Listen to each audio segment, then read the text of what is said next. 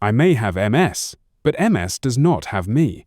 These were the words Alan Osmond lived by for nearly 40 years. On the 20th of April 2026, the world lost a legend, a pioneer, and the man often called the protector of the Osmond family. While the spotlight often found his younger siblings Donny and Marie, it was Alan who stood in the shadows, holding the family together, writing the hits, and fighting a silent, decades-long battle with a devastating disease. Today, we honor the man behind the music.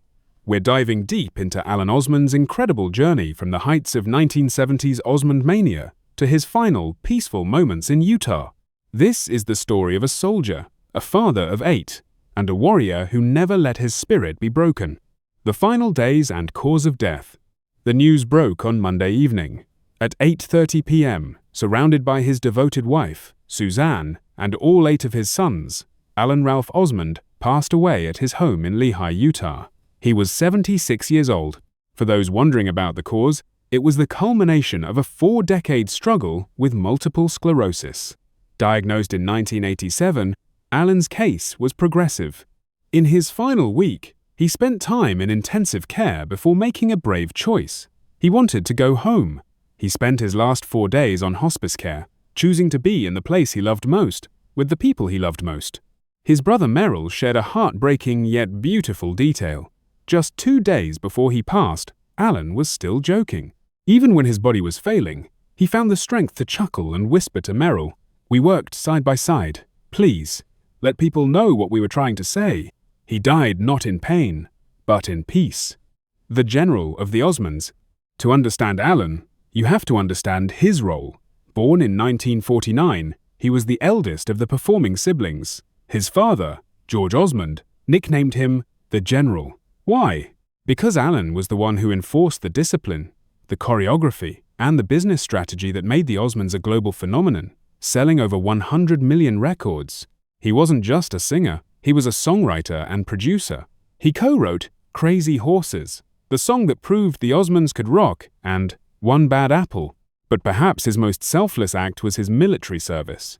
During the height of the band's early success, Alan served in the Utah National Guard. He took that military precision back to the stage, creating the synchronized dances that defined a generation. Donny Osmond recently called him his protector, the man who carried the heavy responsibility of fame so his younger siblings could shine. Family, faith, and the Osmond 8. Away from the cameras, Alan's greatest pride was his family. In 1974, he married Suzanne Pinniger. Their marriage lasted 52 years, a rarity in Hollywood. Together they raised 8 sons: Michael, Nathan, Doug, David, Scott, John, Alex, and Tyler.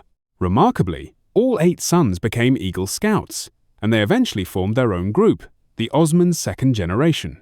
One of his sons, David, was also diagnosed with MS, and Alan became his mentor in that battle, showing him that a diagnosis is not a dead end. Alan's lifestyle was as disciplined as his music. A devout member of the LDS Church, he didn't drink or smoke. After his diagnosis, he and Suzanne turned to holistic health, gluten-free diets, and intense physical therapy.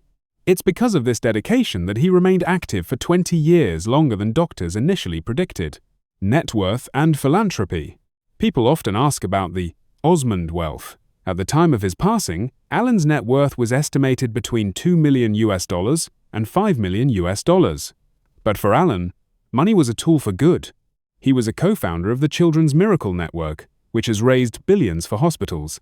He also started the One Heart Foundation to help orphans. He didn't just leave behind a bank account, he left a blueprint for how a celebrity should use their platform to serve others.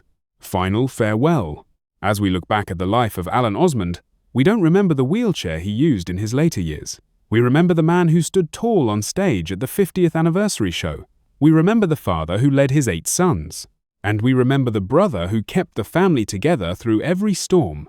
Donny Osmond said it best, "I owe him more than I can ever express.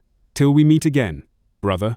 Alan Osmond is now free from the pain of MS. He is whole. He is home. Rest in peace, Alan. 1949, 2026. What do you think about Alan Osmond's incredible journey? Let me know in the comments below. And don't forget to like, share, and subscribe for more inspiring stories like this.